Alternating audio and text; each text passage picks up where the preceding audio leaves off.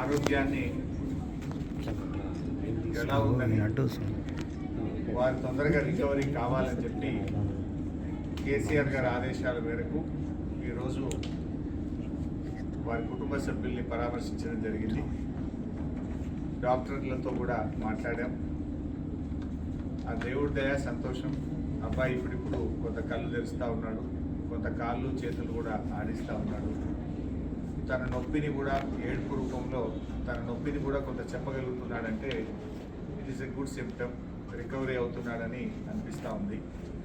డాక్టర్లు అయితే కాన్ఫిడెంట్గా ఉన్నారు. తప్పకుండా వారికి మంచి వైద్యం అంటే అన్ని రకాలుగా ప్రత్యేకమైన శ్రద్ధ చూపించి వారికి అత్యుత్తమమైనటువంటి వైద్యాన్ని అందిస్తున్నామని డాక్టర్లందరూ కూడా చెప్పడం జరిగింది.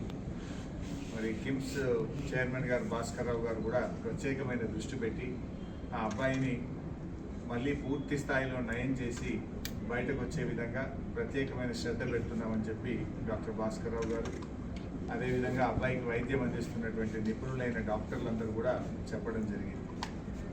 మేము కూడా బీఆర్ఎస్ పార్టీ తరఫున ఆ భగవంతుడు అబ్బాయిని ఆశీర్వదించాలి.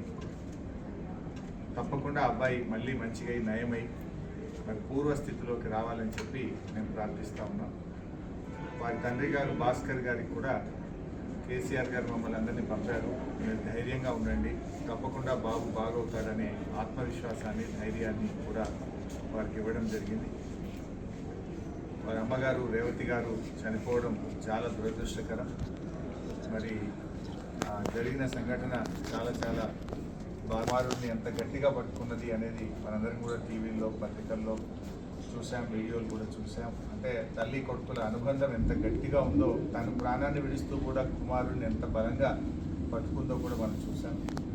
సో ఏది ఏమైనా ఈ సంఘటన చాలా దురదృష్టకరం.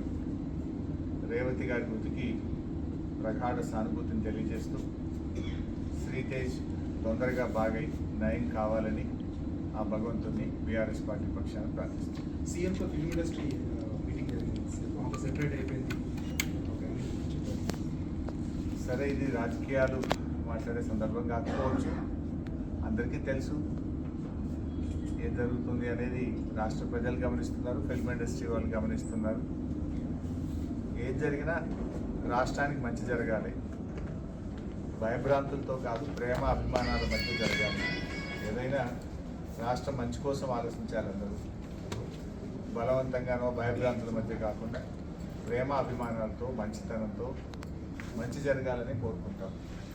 సరే, ఇప్పుడు ఎందుకంటే మేము వచ్చింది ఆసుపత్రి, ఇక్కడ మేము రాజకీయాలు మాట్లాడడం మాకు అంత కలుస్తారు సరైన సందర్భం కాదు. We only pray the god Sritej బాగా కావాలి, తొందరగా బయటకు రావాలని ప్రార్థిస్తాం. అంటే ప్రతిపక్షాలే దీన్ని రాజకీయం చేస్తున్నాయని అధికార పార్టీ ఆరోపణ.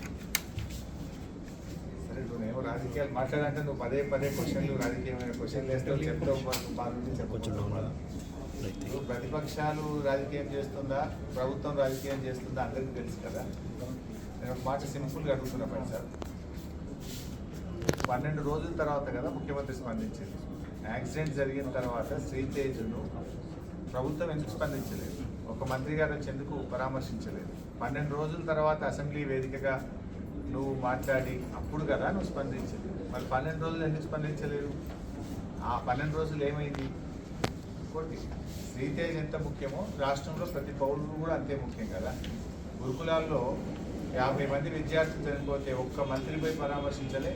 దానికి మంత్రిగా ఉన్న ముఖ్యమంత్రి గారు కూడా ఒకరోజు పరామర్శించలేదు. ఎందుకు వెళ్ళలేదు ముఖ్యమంత్రి గారు? మరి వెళ్ళి ఆ కుటుంబాలకు కూడా ప్రభుత్వం ఆదుకోవాలి కదా. ఆ తల్లిదండ్రులకు కూడా కడుపుకోతనే కదా.